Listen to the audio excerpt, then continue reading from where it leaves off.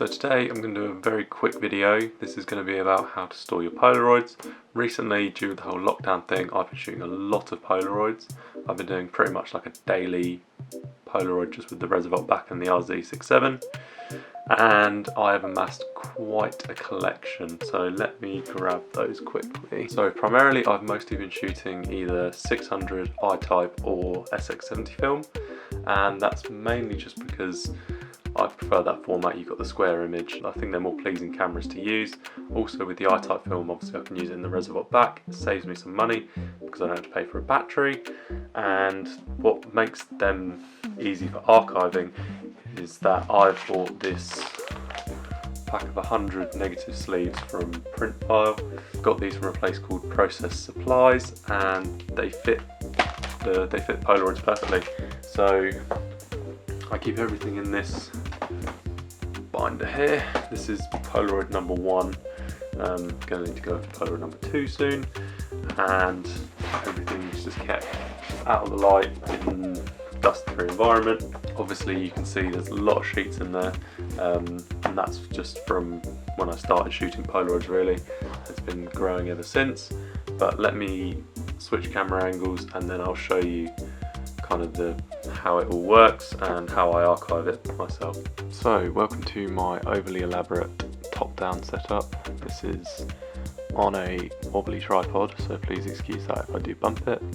And welcome to my disgustingly messy desk. So the thing that's really been getting me through this whole lockdown situation thing is this. So this is what they call a Polaroid party starter. Now I'm not one to start parties, and I've been using this all to myself because why not? But this is 40 shots, so 5 packs of I-type colour film, and I've basically been doing essentially a picture a day, which has been working alright, and a couple of days I've done a few shots, so it's not quite an exact science, but at the time of recording this it's been about a week, and I think I've gone through 2 packs, which is not bad going. That means that I currently have 1 pack left in here, and then I've got a full pack left in the Reservoir back, and that's what I've been doing my whole project on. This is a folder made by a company called Kenro. So ever since the lockdown I've been working on, essentially it's a project of self-portraits or pictures that include me in them. As you can see, I've been shooting doubles and I've been experimenting with different lighting and things like that just because I'm very bored, as I think most people are, and I think this is one of those times where you're not going to get another chance to just experiment and play. You're not going to have as much time as this, so I've been taking pictures and posting them on my Instagram, which will be linked down below. As you can see, what I've also done is I write on the top of every sheet, so film, camera, and date started and date finished, just so I know roughly when I was taking them all. What I used to do, I used to stamp the back of each picture with the date, and then since doing this, obviously I don't need to stamp it, which does make life a little bit easier, just because I know roughly which date it was. Some of them where I've taken a very long time to shoot a whole pack of film, that's when I need to possibly stamp the back. But as you can see here, what I've got is you've got access on one side, and I've got 2 Polaroids in there, so back to back, and then you've got a whole pack per sheet, which works very well. So this was the first day 1, day 2, day 2, day 3, and so on. So I started on 24th. What I found with these is that you get little bits of water, which is these little dark marks here, and they just move off, but I'm not sure how to get rid of that. Might have to put silica gel in the sheets. There you go. So that's all of those.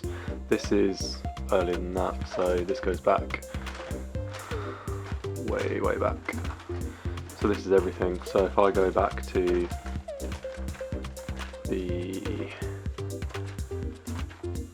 that's everything that I've shot, plus these with the Reservoir back. Then the ones before that, you can see it changes here. So this is with the Polaroid Lab.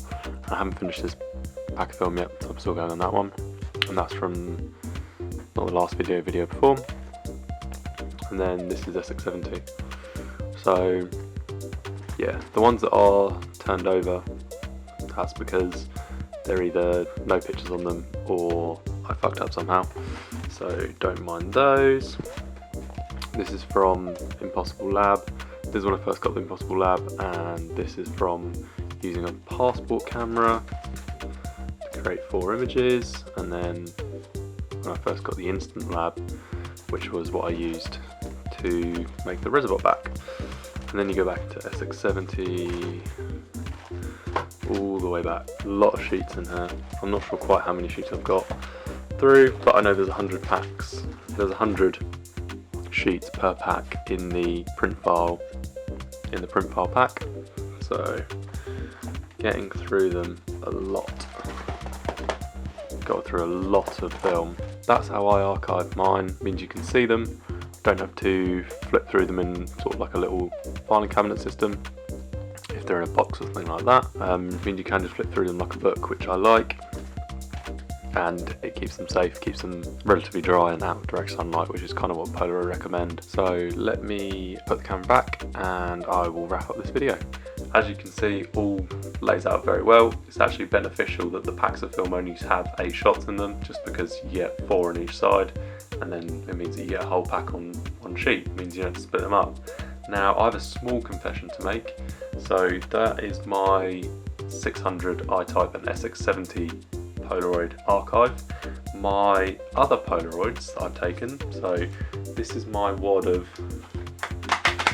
these are all Spectra shots. So these are all taken on either that camera, which is the Polaroid Macro 5. I've got a Polaroid Spectra Pro Cam, which gives you a bit more controls, but these don't fit in the folders, and so I've just amassed a massive collection of Polaroid Spectra images, which I don't really know what to do with. But if anyone knows of any ways that I could store Spectra film or store Spectra images, that includes also the Instax wide. I don't shoot much Instax, but I used to. That's kind of how I got into Polaroid to start with.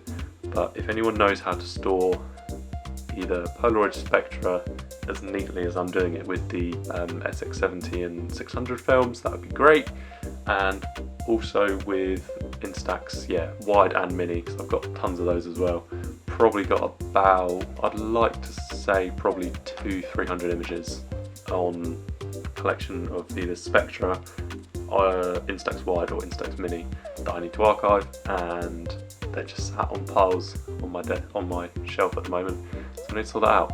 But I hope you found this useful. Nice little quick video, just a quick run through of how I store my Polaroids, and if you've got the time at the moment, which I think a lot of people do, might be a good time to start. So just to wrap up, you've seen how I archive all my SX70 and 600 shots.